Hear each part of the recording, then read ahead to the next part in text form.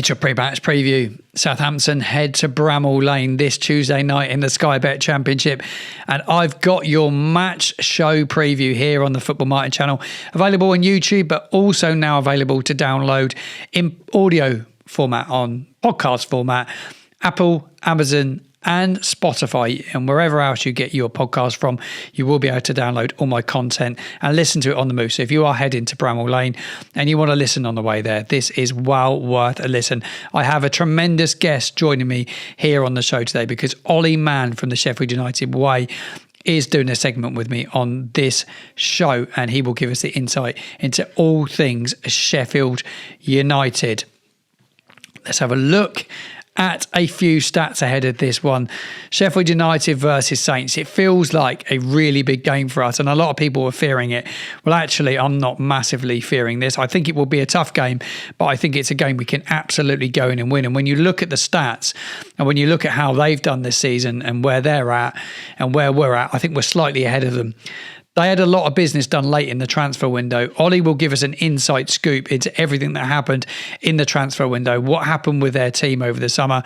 Is the team the same as it was last year? Well, it isn't, because I've been doing some digging. There's been a lot that's happened at Sheffield United over the summer, as we know, but certainly in terms of playing staff as well. So the average sofa score rating, these are sofa score stats, very, very similar. Sheffield United 6.59, Southampton 6.74. Both played the 7 matches each. They've scored just 2 goals this season compared to our 8. They've conceded 13 compared to our 10. So they've only conceded 3 more than us.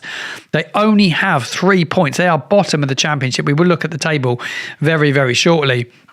They've had just 2 assists compared to our 5, and their average goals per game are very, very low, 0.3. Saints at 1.1, both are very goal shy at this moment in time.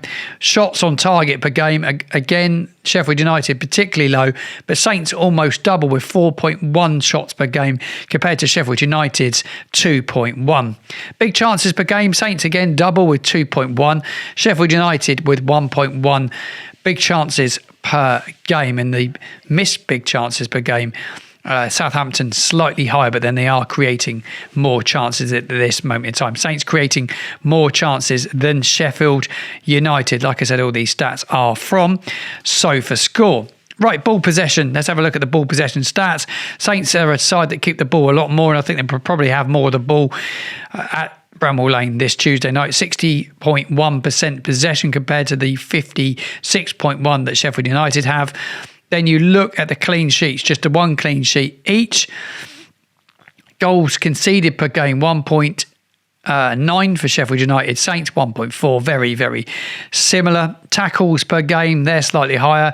More physical side by the looks of things, but there's not loads in it at the moment. 14 compared to Southampton's 13.6. This is average per game. And then you look at saves per game. Their goalkeeper has been busier than our goalkeeper. 3.7 saves per game compared to our 1.1. That wraps up all the stats ahead of this. We will have a look at a head-to-head later on in the show, and we will also take a closer look at my predicted lineup for the game against Sheffield United. Right, I want to focus on key players at the start of the show, and I want to reflect upon some performances from the weekend, and I want to reflect upon Ronnie Edwards and the way Ronnie Edwards played at the weekend, because I thought Ronnie Edwards had a really, really good game the weekend. I thought he was really good. It was a good performance from Ronnie Edwards, who ended up playing more as a right back than he did as a centre back, and his heat match sums that up. This is his heat match from the weekend. Again, this is from SofaScore. This is where Ronnie Edwards spent the game at the weekend, and the majority of that time was on this right-hand side. Yes, he did slip in and play at centre back at times and cover for Nathan Wood. I think their relationship looks very good. They're building a lovely relationship between the two of them. But Edwards and the way that he steps into midfield, I really liked. And I wanted to highlight his performance. And I've got some screen grabs, actually, to take a closer look at some of his play at the weekend and his partnership with Nathan Wood, who I think is improving massively. I've spoken about him a lot, not just here, but I spoke about it on Total Saints last night as well. Here is an early part of the game on the weekend, and here is Ronnie Edwards almost on that right side, but tucking in, he's not going to win the ball here. He's got beaten for pace, but Nathan Wood's read it so well. They've got good communication, and Nathan Wood comes round and makes the tackle and stops the striker getting a shot away. But Edwards recovers so well and ends up, because he's naturally a centre-back, what he's done really well is this is the same pattern of play, but 5-6 seconds later, Ronnie Edwards is in the centre-back position. Nathan Woods is holding the striker off, fending the striker off. Edwards is sat in and picked up Nathan Wood's role. And then you got Casper Yander about to cover as well. And all of a sudden, we were so much more secure from the back. And a lot of it started with that partnership between Edwards, Wood and Kwasi. I thought it was superb. It has to be left to flourish, this partnership between the three, because it was good. And I love the way that Edwards continued to do this throughout the game. He stepped in when he needed to, and he used real intelligence at times. And I think he will go on and become a really good player for this football club. This is a stage later on in the game. This is midway through the first half. And here you see him again. He stepped into centre-back because Nathan Woods got caught in midfield. Ronnie Edwards has used the intelligence. He's gone round and he's covered quickly. And you've got Casper Yander that's almost going to sit in and go in and play in at right back. And he's also going to cover Ronnie Edwards. So I think the whole performance Saturday was so much better against Middlesbrough. But you have to highlight the way that Ronnie Edwards played. And he will be important at Bramall Lane. There's no doubt about that. And the way that they set up, we would get a greater insight. And you're going to hear some very interesting comments very shortly from my guest, Oli Mann, who's going to be joining us. But the performance of Edwards hasn't gone unnoticed with me this weekend. I thought he was brilliant. Give me all your thoughts in the comments box below on Ronnie Edwards and his performance and how important you feel he can be for Southampton this season. I think he's a key man.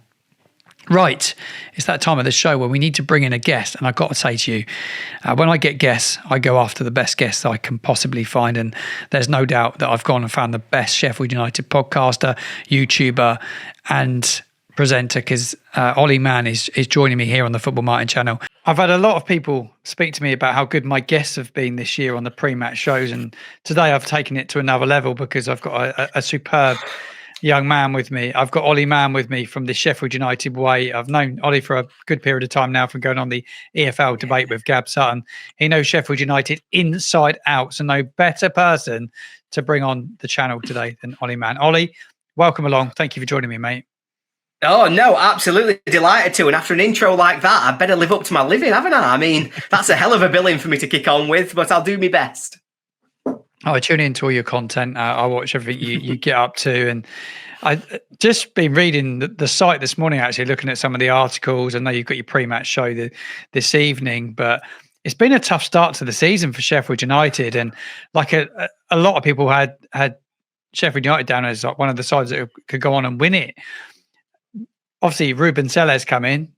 Wilder gets sacked after the playoff final. When he's so close to winning the playoff final, you know, he's far the better team on the day, like far the better team. He ends up getting sacked. Ruben Selles comes in. Talk to us about the summer and everything that's gone on at Bramall Lane. Oh, well, a calamity really is the best way to describe it in terms of what's happened over the last few months. It's just not something any of us saw coming, really. You know, anybody who did see sort of some of the EFL debate content that we've done over the last few months will know I said I don't see any scenario in which United don't finish in the top 5 this season. I think that was the exact words I used. And I can see the scenario right now. I think it's played out in front of my eyes. And yeah, it's a lot for the owners to answer for. We had our takeover last December. So we'd had a long period with Prince Abdullah, who was a Saudi owner who'd been with us from our time in League One. Obviously, we had a massive period of growth. I think I liked Prince Abdullah, who was a nice man, but it was in spite of him rather than because of him that we did our rise to the Premier League. And so the fans had been crying out for a new owner, somebody with money, somebody with a real footballing vision to be able to take United forward. So when the takeover happened last December, we were really excited. We followed that up immediately in January. We spent £10 million bringing Tom Cannon in, who was supposed to sort of spearhead and fire us to promotion. We also got some quite eye-catching loans, people like Ben Bray and Diaz from yourselves, where it really felt as though they got the money to stump up to make us make that final jump. And I think they bet the farm on us winning that playoff final, to be honest. I think they didn't envisage us not getting automatic promotion, then not winning the playoffs. And so Tommy Watson smashes one in the bottom corner. I can be bitter about it now because the Sunderland fans won't be looking completely undeserved. They were rubbish. But obviously... No, I back you up. I totally agree. I watched it and I totally agree. Yeah, the VAR came against us and it all just felt as though it went wrong on the day.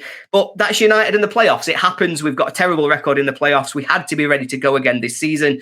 And after 92 points, after being the better team in the playoff final, after coming within inches of being promoted, it felt bizarre when the owners then said, thanks, but no thanks to Chris Wilder. He moved on in the summer. And, I have to own this. I thought I understood the decision, shall we say. I didn't think it was the right decision. I didn't think it was what I would have done. But I understood why our owners did it. There'd been a period towards the end of last season where Wilder lost his mind a little bit, for want of a better phrase.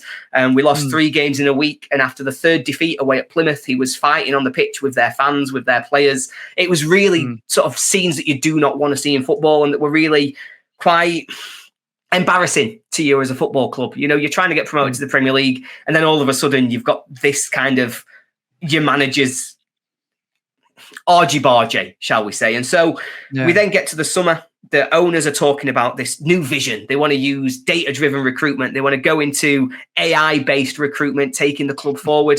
And Wilder's just never going to get on board with that. That's not who we are as a football club. It's not who Chris Wilder is as a manager. He wants to be in control. He wants to be in charge. He'd shown that he's willing to negotiate a little bit. We'd brought in 2 lads from sort of Ecuador in the January window. We'd not used them, but he kind of said, I can see the vision. I'll be part of it.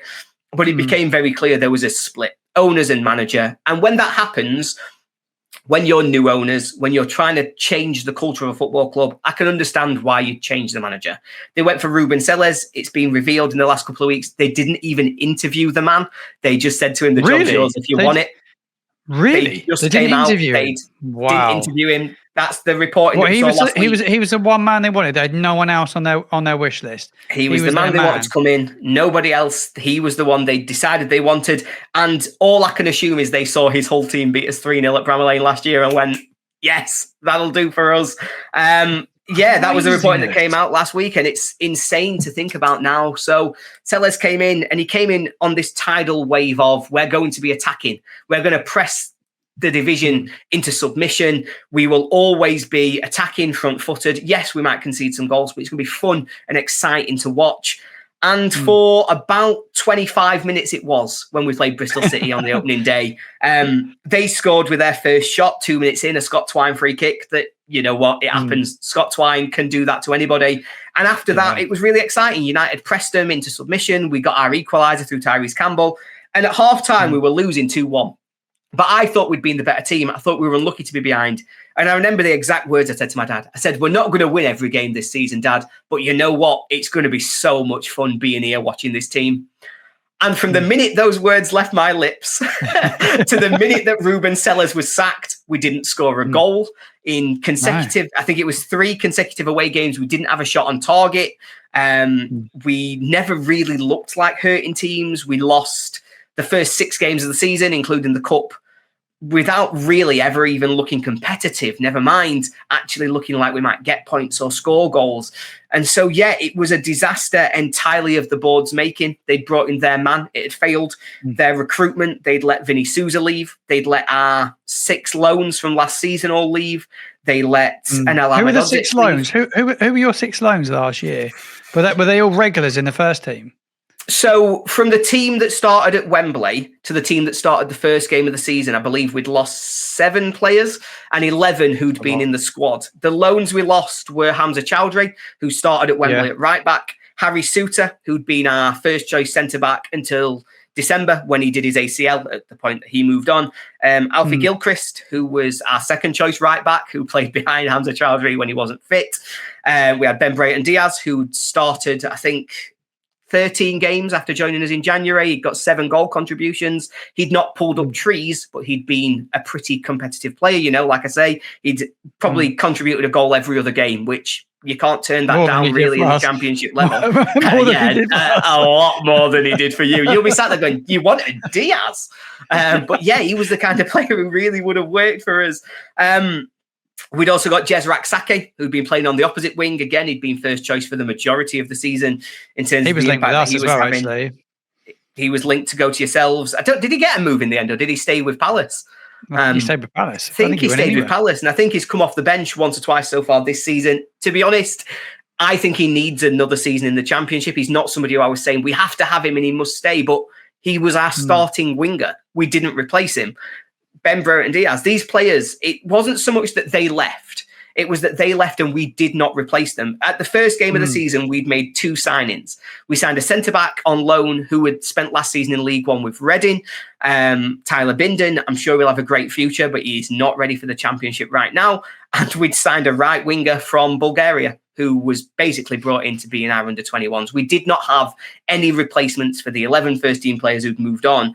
And so the team was just short. And we kept going down this track. We brought in Louis Barre, who lots of people are excited about, but again, had excelled in League One, doesn't really look ready for the Championship, particularly not the top end of the Championship, which is what we'd hoped we were going to be when the season started.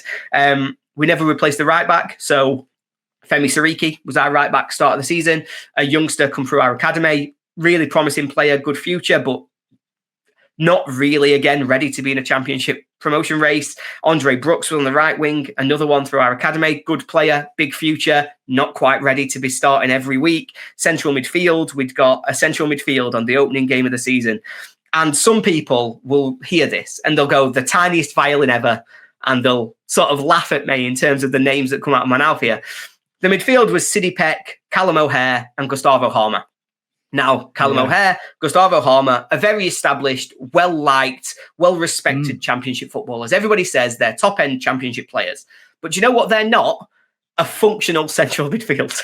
They might be fantastic footballers going forward, playing in the 10. They might be fantastic coming off the left wing, goal contributions. But they're not defenders. They're not players who are ever going to try and sort of break up play or be winning the tackle or be chasing the man back to prevent it. So when we conceded 4 goals the first game of the season, a lot of it came from the fact that we just didn't have a midfield. We were so easy to walk through and it never got better. By the end of the window, we'd done some more recruitment. You know, we've spent quite a bit of money, as much as I'll complain that, you know, parachute payments, the fact that we've sold £25 million worth of talent, the fact that we've let £120,000 worth of sort of weekly wages go out in terms of loans that we'd got in last season. We've not spent that money, but we have spent a decent chunk. We brought in Japhet Tanganga, brought in obviously players like Ben Godfrey on loan. We've got some really good players in there, but we've not got a squad. They all joined us at the end of the summer window and it's taken a long time to get them in. And so, yeah, that was a really long-winded answer of me saying it went wrong when we hired Ruben Sellers. No, but that's what everybody wants to know. Like the viewers turning in will really appreciate your honesty and your openness, and it gives us a really good insight into where you are as a club and where it went wrong. I was on a podcast last night and we were talking about the squad, you know, the Sheffield United squad, but no one knew because we didn't have anybody that watched Sheffield United week in, week out like yourself. So you can give us that inside view on it, and it's so much appreciated. I'm surprised you lost as many players as you did, and you didn't do that. Like you say, the business is done late. Bit like Southampton, a lot of the business is done late in the window. You lose your top end players late because you're holding on to try and get max amount of money for them. The squad gets built and put together really late, and then you're trying to bed in after an international break because we had that international break as the window closed. But it's hard, isn't it? You don't really have time with the players. You know, these managers don't have time, do they? No, exactly that. And I mean, when you do your recruitment as late as we did, when you build your squad as late as we did, I don't think anybody predicted, even with the players we've got available to us, nobody thought we would lose 4 out of 4 before that first international break. It just didn't seem possible in terms of the fixtures weren't overly challenging. You know, with all due respect to the teams I'm about to say, Bristol City at home, Millwall at home, Swansea away. If you said to me you're going to lose all 3 of them, I'd have kind of gone, oh, this is going to be a bad season, because you don't expect those results to be the ones that come and get you. And so we then rushed it with a team that was so low on confidence. So even when we brought in these players, so we went to Middlesbrough and Japhet Tanganga had joined the club. And actually the starting 11 against Middlesbrough, you looked at it and you said, it's not where we want to be. But that's not a disaster, you know. That's actually looking more like a functional football team. We still needed a central midfielder, but overall it was decent. and they battered us. And it was because you could see all of our players are playing within themselves. Gustavo Harmer looks a shadow of himself when he's got the ball at his feet. He's not looking for the creative passes. He's not beating his man and finding the space. He's playing it safe. He gets the ball, he looks up and he goes, give it to that man in space stood over there. And then that man in space might be Ben Godfrey. And he goes, yeah, I'll give it to Tanganga. He's in space. We're okay. And it's all safe. It's all easy.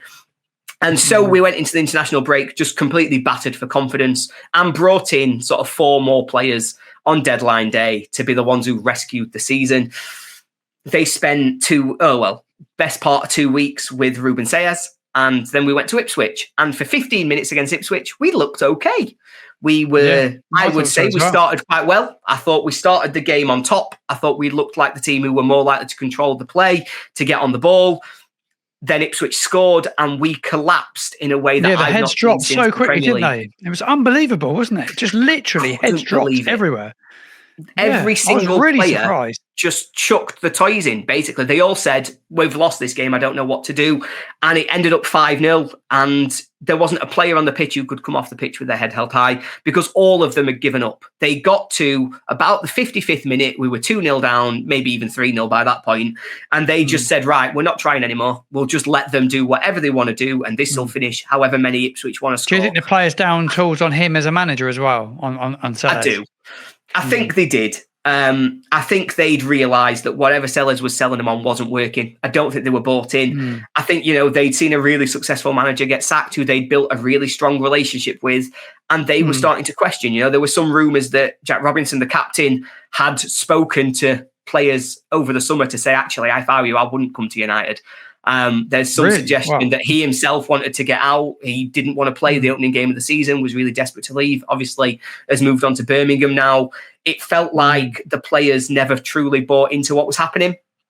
Hopefully that's now different because obviously you said there 2 weeks isn't enough time to work with the players, build a squad. Well, it was the only 2 weeks Sellers got. He got the first game after the international break. We lost 5-0 at Ipswich. He was gone and Chris Wilder was back. Wilder's now probably been in for 2 weeks. He's had 2 games, defeat at home to Charlton, which to be honest was just more of the same.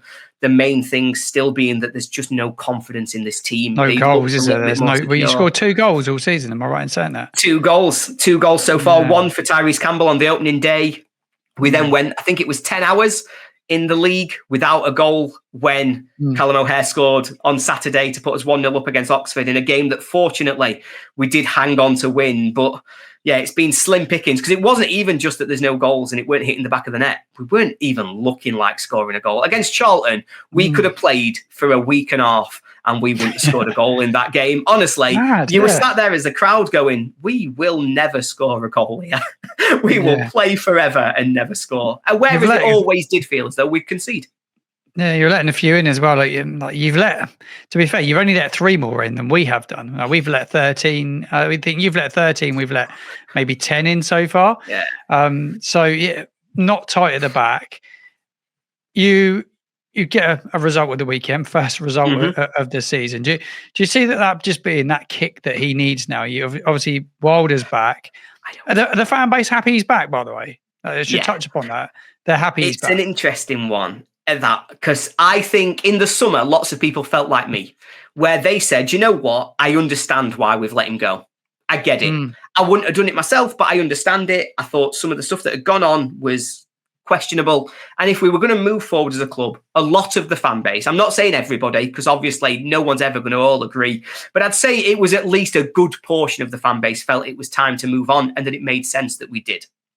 Him coming back, I think, will probably be 95% popular. Everybody knew it had to happen. It wasn't it'd be good if this happened, or we can understand if it happened. It had to happen because no other manager could have come into the club at the place where Sellers left and had an uplifting response that would see all of the fans get behind them because the owners had lost all the trust. That was the problem. I think with the appointment of Sellers, they'd shot their shot. This was their moment where they could go out and shape the club how they wanted it to be and show us who they are. And they did that and it didn't work. And so we got to a point where it almost had to be Wilder. But I like to think I speak for a lot of the fans when I say this has to be the last time that it's Wilder. Now, that might mean that he's our manager for the next 15 years and he leaves us like Alex Ferguson left Man U and he rides off into the sunset. It might mean that he's here for the next 9 months, we get relegated to League One and we all agree it's time for him to go because it's not worked. Whatever it is, though, his shadow can't shine over the club forever. Since 2015, when he first joined us, he has been Sheffield United, effectively. That's what the club has been. He led us on an unbelievable journey to the Premier League. And I maintain, if it wasn't for lockdown and COVID, we would have been in Europe. And I think we would still be in the Premier League today. I think that's how big the impact of lockdown was on our club. I think we would have cemented ourselves and secured ourselves. We were 4th when the lockdown happened.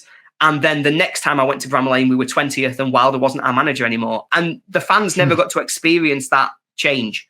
It was just, we were 4th, we were in lockdown, Wilder left, we were bottoming back in the Championship. So that was an unfinished story. It was a story that needed a proper ending. And so we get to, a little bit of period of time. Slavisa Jokanovic comes in, fails. Heckingbottom comes in, does a brilliant job, gets us promoted, but it all goes wrong in the Premier League. Wilder comes back and you go, right, end to the story. Let's have a proper ending. Let's see this journey fill its way out. And if we'd won at Wembley, Wilder would go down as probably the best United manager of all time. He would go down as our number one manager because it's the one thing that nobody's ever done. We've not won at Wembley in 100 years. It's just not something we do as a club. And he was that close to going down as the greatest manager of all time. But again, that's not an end to your story. You don't end on an unlucky defeat at Wembley. You end on either the glory or the failure. It's football. You don't have this middle ground where it's kind of all right and so it ends. That's not how it works. And so this time has to be the ending, not another unfinished tale. This is the one where Wilder's back, but he's back to finish the story for good or for bad. This is how it needs to be. And so I think the fans are really glad he's back. I am really glad he's back. I think How do you think the story finishes? How do you think it ends with him? Where does he take Sheffield United? I think that I think it ends in sadness, if I'm honest, because I just think that's football. And I think football has a way of it can take the most glorious tale and it can ruin it. Look at Luton and their amazing, unbelievable redemption arc of coming back to the Premier League and suddenly they're back in League One. And that's what football does. It cuts your legs out from under you and it doesn't give you the ending you deserve. I think he will improve us in the short term and I think he'll be our manager for the next 3 years, probably. I imagine the arc looks something like this season we have a recovery and finish somewhere around mid-table. Next season, we have a run at the playoffs. The season after, we end up back in lower half of the Championship. And that's the natural end of, actually, it's not working this time. You've had your chance and it's just not come off. And I think it's one of those that ends in disappointment and sadness, but also ends with a real sense of gratitude for everything he did. It won't end in a disaster. I don't think we'll go to League One while he's our manager. But I do think it'll probably come to a natural conclusion when we're sat mid-table in the Championship and it's just not working anymore. Do you think he's got the personnel to compete at the top end of the Championship this time around? Yes, I do. I don't think we've got the squad. I don't think he's got the squad to compete at the top end of the Championship. I think he as a man could compete and manage a team up there. I was shocked when he didn't get the Leicester job, in all honesty. I thought that's where he'd end up in the summer. I thought it felt like a natural switch for where he was going to go. Me too. And I was shocked that that wasn't what came out. Obviously, they went for Cifuentes, and I really rate that. He's a great manager, but it's not what I would have done. I thought they would have gone for the known quantity. I think he proved last season that he has got all of the tools still in his locker to turn a team that are good into something great. I think what we need to find out this season is, can he take something that's average and turn them into something great? And that's what we've got to hope for as United fans. But I certainly think if we get there, he himself will have learned a lot from the experience of last season. I think he will have come back revitalised from the break he got over the summer. And I think he'll be ready to have one last proper shot at it if we can get the team to be in that position. Yeah, no, it's been a great insight. It's been really intriguing, like really intriguing. Your knowledge of your club is second to none. How do you see tomorrow night going at Bramall Lane? And there'll be loads of people tuning in on audio, and they'll be on their way to the game, because a lot of people will be tuning in. They'll be on their way to Bramall Lane as we at the time of listening. How do you see it unravelling at Bramall Lane? This game between us both. I think it's going to be really interesting how United approach the game, to be honest. And obviously, I look at it all from our perspective, and I will come on to a little bit of what I'm worried about, because there's plenty of things I'm worried about. But I think from our perspective, really, it's going to be so interesting how we come at the game, because obviously we've just got our first win. And I still think the biggest issue in our club at the minute is confidence. I think the players are playing within themselves, and they don't take the risks that you have to take to win a game of football and score a goal. When you've got the opportunity for someone to run in behind and you've got to play thread of the needle pass, are you going to try it, or are you going to play safe? That's the difference for me between the United this season and last season, is we play safe when we should take a risk. I don't think one win against Oxford is enough that we will now take those risks. I don't think it turns on a sixpence overnight. It takes time, and we build over time. I think the team as we see it isn't really good enough to compete with the squad that Southampton have got. I know it's not working at the minute on the pitch, but it was a much improved performance, and Borough absolutely robbed you at the weekend. I just couldn't believe you didn't win the game. I watched the game against Liverpool, and even there I thought it was a hugely impressive performance in terms of taking them all the way and being a little bit unlucky with how it comes out in the end. So it feels as though, while it's not clicked entirely, it's starting to work a little bit better. There are positive signs for Southampton that things are turning round. And I think we're just a few steps behind in terms of our turnaround journey. So I think what probably happens is United start quickly. I think we'll try and get on top of you early. I think if we are going to have a burst of adrenaline coming off the back of our victory at the weekend, it'll be in that first 15, 20 minutes. If we can get a goal in that first 15, 20 minutes, then it gives us something to hang on to and believe in. That would make it a really, really difficult evening for Southampton. And that's the only scenario I can see a positive result for United, is we get a smash and grab early and we hang on to it for dear life. And we do the same tactics that other teams have done to you this season, where you sort of sit in your low block and you say... Yeah, we've played against a lot of low blocks, And I could see very easily that being United's tactic. Score early, sit in the low block, frustrate you, and don't let Armstrong have the speed to run in behind. Don't give him any space to make his runs into. Don't let Archer have a sort of corner of the box where he can pick his spot, have a shot. We'll try. I think Cameron really plays tomorrow as well. I think Archer starts tomorrow, actually. You talk about Archer, I think he starts. I could see it. And I think he'll have a point to prove at Bramall Lane, because it just didn't work for him here. He tried his best. I've got no against the lad, but it just didn't work for him at Bramall Lane. And so he might have a point to prove coming in, and he might want to do that. But I think what the most likely outcome is that United do have a fast start, but I don't think we score. I really like that sort of new back three that you're playing at the weekend. Obviously, we talked about it a little bit on the EFL debate last week, but I really like Ronnie Edwards. I think he's a class above. Nathan Wood is so well proven at this level in terms of what he did for Swansea in the past.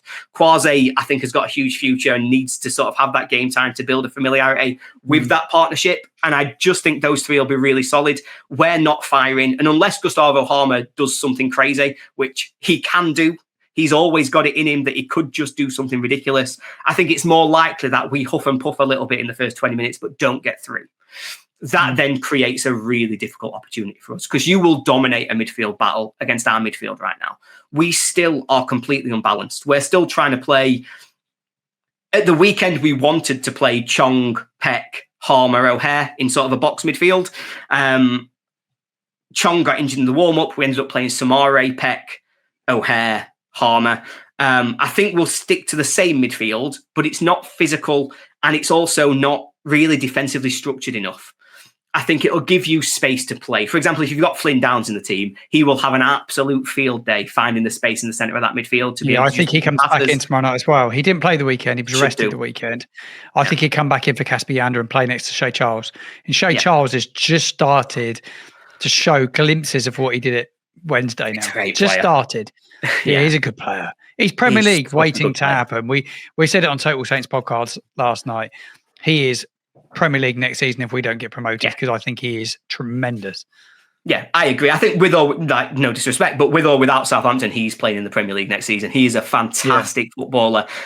He was my pick to win Player of the Year this season because I just thought he would be an absolute standout in a team that I expected to be in the top two. And I still think there's every chance that is the case as we get there, to be honest. Yeah, but do I you think so? Midfield, From the outside looking in, you just said that. Do you see the Saints and Steele turning it around? Do you think he can? Do you think he'd do it? Will Steele do it?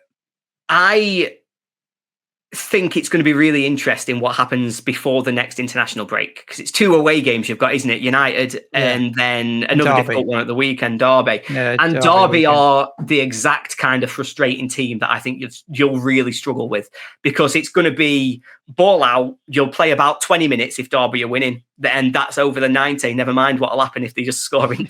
If they score it first minute, you'll only see about 20 minutes of football for the rest of the game. And that's the way they play. They're going to be really frustrating. I think it's a big week for Still because I can see a scenario, and obviously I'm only looking for the outside in, but I can see a scenario where, let's say, you do get frustrated at Bramall Lane and we do score in the first 20 minutes and we hang on for dear life and win 1-0. You then have a similar scenario at Derby. I can see a scenario where you make a change. And I think it's a massive you week. would then see a huge uptick.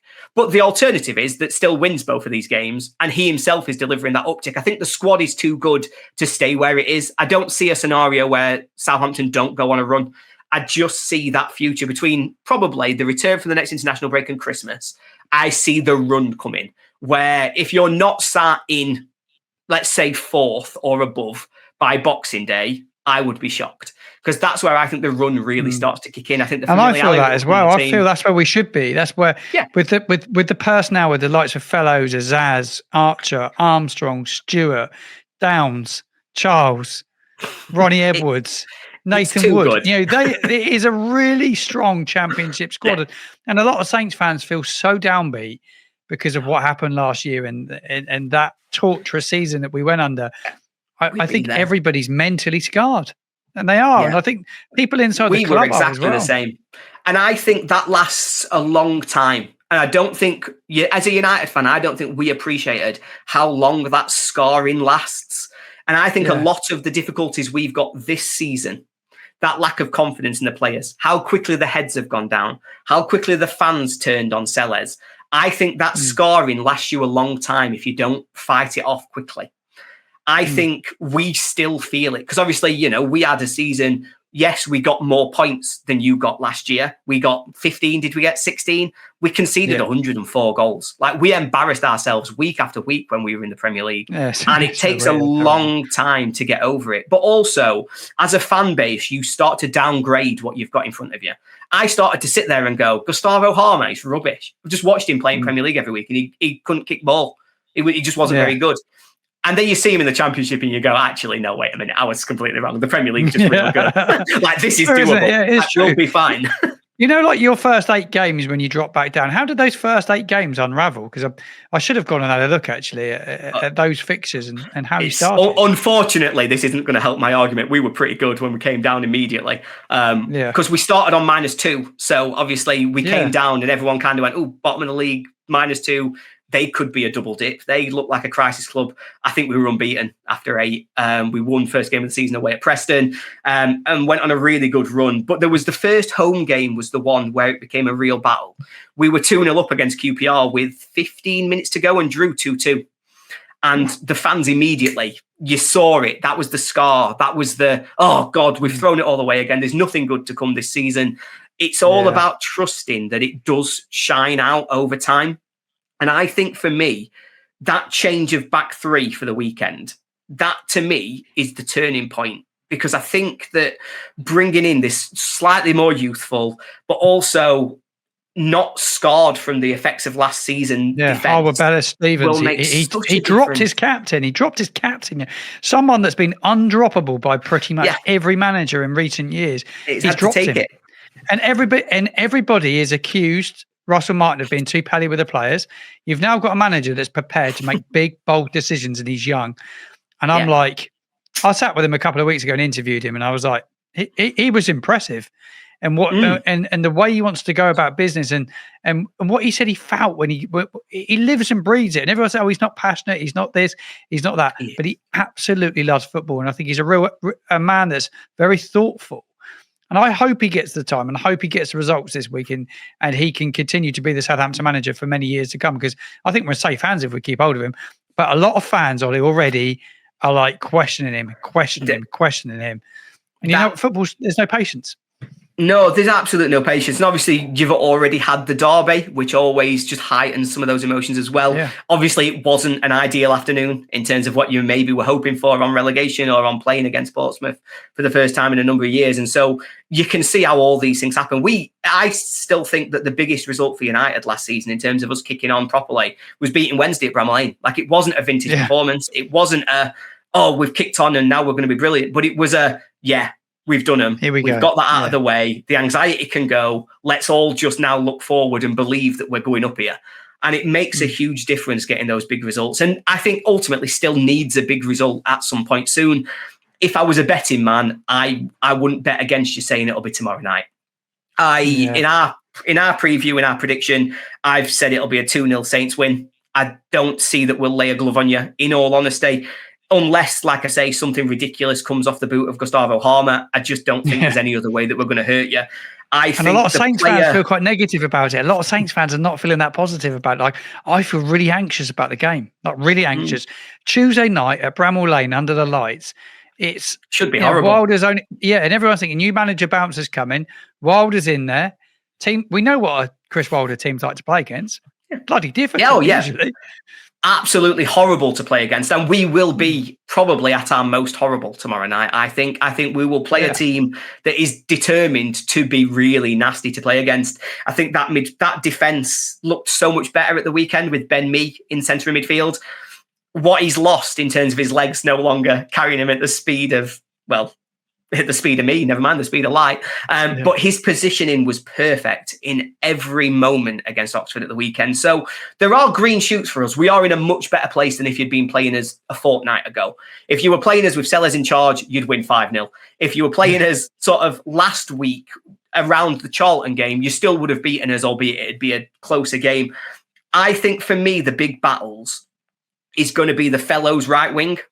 That, for me, is where this entire game gets decided, because it depends on the role of how well Edwards is going to step into that right back position behind him to cover, and how much commitment Fellows is going to have going forward. We play Harrison Burrows on the left wing, left back, and we play Gustavo Harmer on the left wing.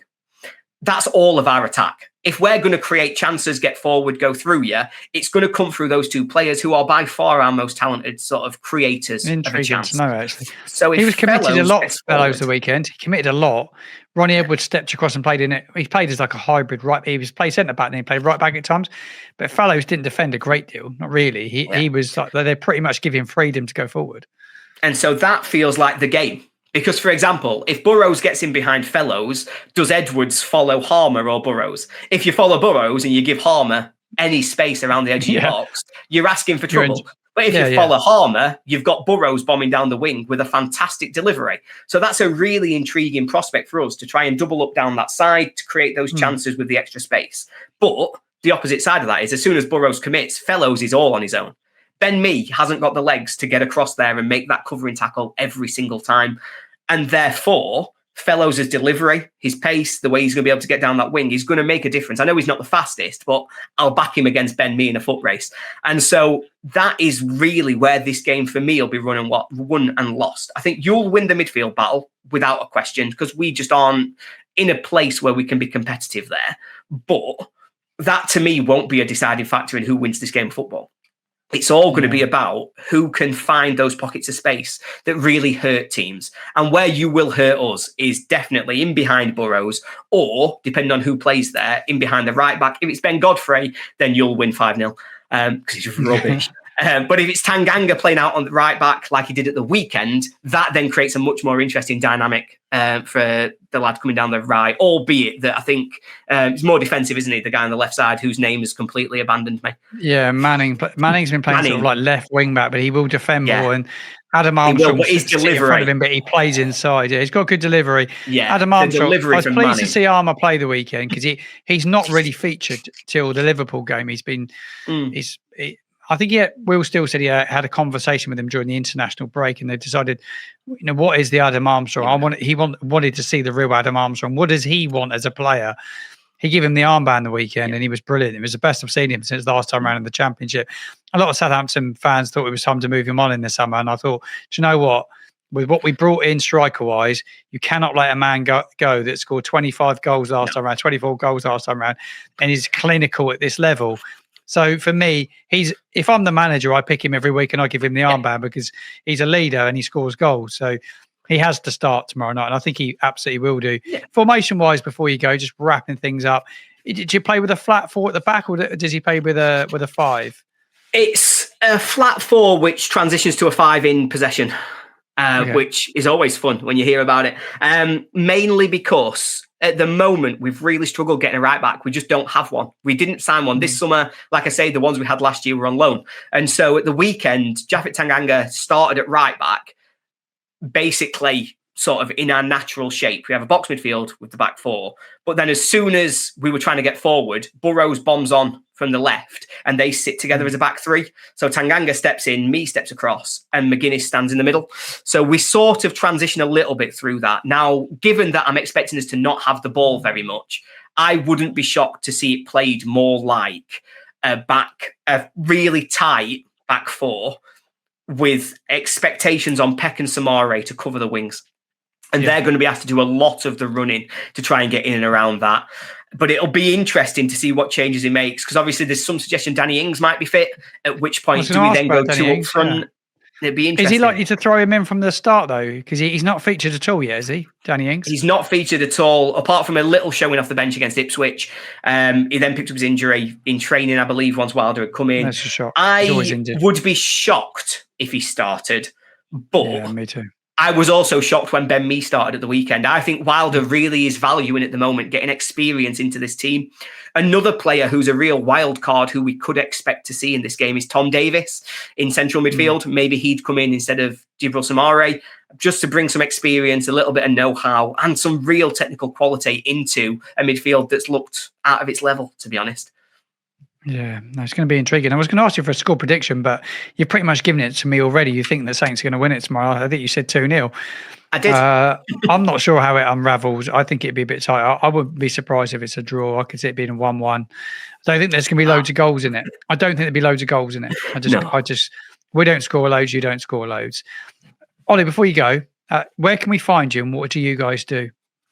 Indeed. So you can find us we're Sheffield United Way on YouTube, Twitter, Facebook, Instagram, TikTok, anywhere that you can search Sheffield United Way, you will find us. We have a range of different content, whether it's short form that you can find on Instagram and the other areas where we try to cover off the key parts of the game. Things like match vlogs go on there.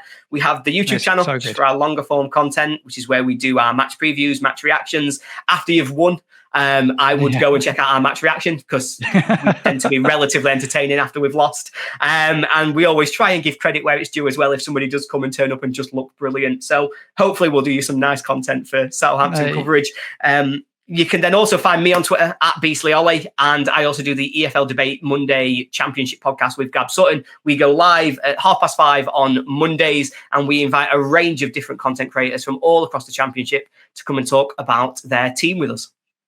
Yeah, Ollie's a brilliant content creator. I'm going to leave all your details in the show notes. Anyone wants to go and find you, they can do so below. And I will be tuning in for the instant reaction and your reaction to the game as well. Something I like to do as well. I enjoy. Do you know what I like about you? You're always fair and honest. Like you just said, if a team turns up and plays well, you're just honest. It's like I do. Be honest. I just say it how I see it. You can't brush it up and be bitter, or you just got to say what you see and just be intelligent about it.